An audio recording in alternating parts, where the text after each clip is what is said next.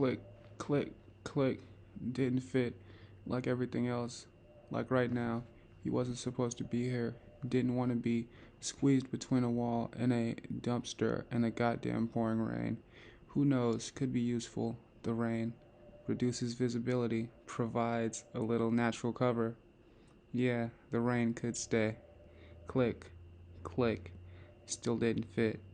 His clothes were soaked, uncomfortable, but a reminder he was alive even though he shouldn't have been. Zor should have been dead 7 years and counting. Gray water cascading from an utterly gray sky. The upper floors of the abandoned cable factory dissolving into a gray nothing. The lower level of the petrochem Better Life power plant looming farther ahead, barely visible. Arroyo, not the quaintest of night city neighborhoods. A couple of passers by scurried past, hardly a glance in his direction, and different cars splashed through oil-slicked puddles, spilling onto the sidewalk, might as well be invisible. Click, click. Gotta be kidding me. He looked down at the magazine, upside down, stupid. He'd already forgotten how to do this. 7 years is a long time. Even muscle memory wasn't spared. Click. Now we're in biz. Not like it changed much. Not a snowball's chance in hell this was gonna work. Not with this team. 1 in 100 chance, maybe. 1,000? Wishful thinking said 1 in 5, but even those odds don't inspire confidence. 30 seconds, said the synthesized voice through his earpiece. Don't want to be here. Don't want to do this. No way this would work. He looked down at his hands holding the SMG. Then it hit him. He couldn't imagine any other place he ought to be. Couldn't picture any other time or place where he'd fit. Rain, a dumpster, and a gun. And no choice. 20 seconds. Stand by. Target's approaching. He reached into his pocket and flipped his spare mag the right way up. He wrapped one hand around the pistol grip, the other around the foregrip. He remembered how to do this, sort of. 7 years takes its toll. 7 years and a death along the way, his own. A stout, boxy truck emerged through the veil of rain, armor-plated. By the looks of it, regular four-door at its 12, probably also reinforced. His bullets wouldn't even scratch it. Zor slowly rose to his feet, not moving from his hiding place. The other side of the road was closed off, dug up for repair, which meant two-way traffic was choked through a single lane. Their security ought to take extra precautions, take a detour even, probably banking on blending in. Neither the truck nor the car in front bore any official insignia.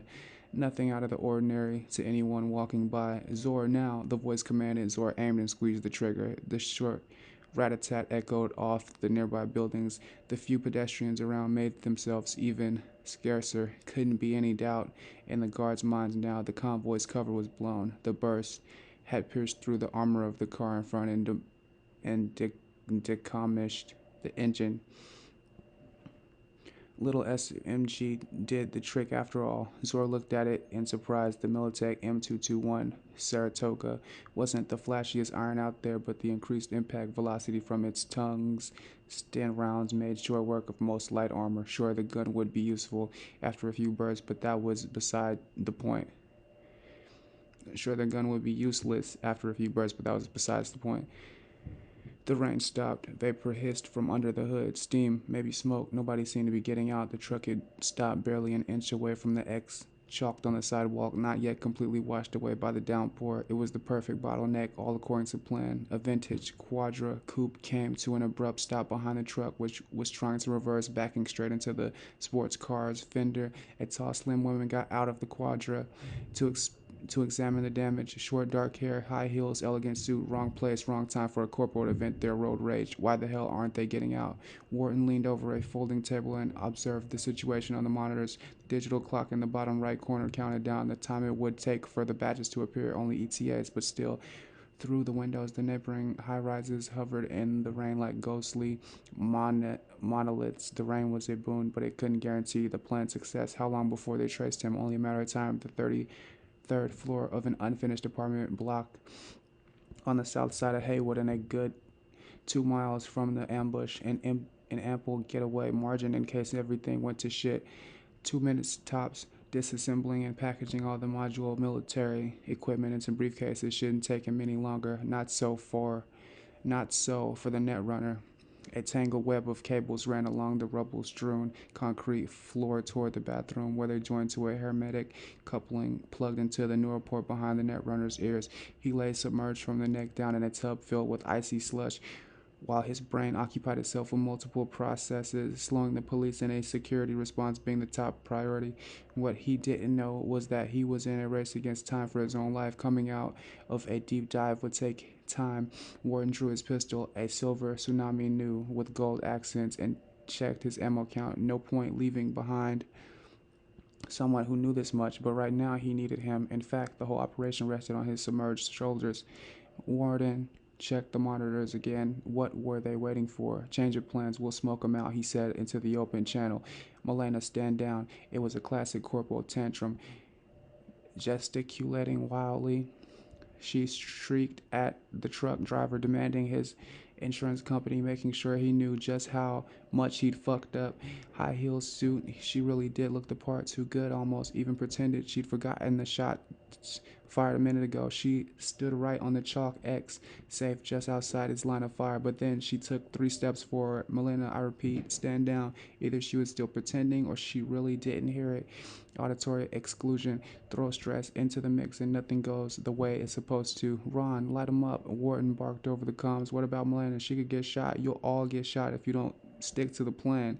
Give me a sec. Zor preferred it if no one got shot. I have a good angle. He switched the Saratoga to semi-auto and fired a single round at the car, carving an ugly scar into the hood. The doors opened and the 3 guards spilled out. Rookies, judging by their awkward shuffling. They wore military uniforms and were equipped with the minimum standard issue weaponry. From where he stood, Zor could instantly take out 2 if he wanted. No, not necessary. Melina seemed not to have heard Warden's orders nor Zor's gun shoot. She continued laying to the driver with the fervor of a hot-blooded Italian prima donna, pointing back and forth between the driver and her front fender.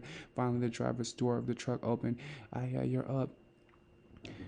The voice belonged to Warden. You could tell at first glance the slim, nimble woman with East Asian features who was hidden behind the pillar had exactly no experience in these kinds of stunts. She fumbled with the grenade launcher before they heard the muffled, familiar thump, following by an unmistakable hiss. Smoke started billowing from the windows of the truck.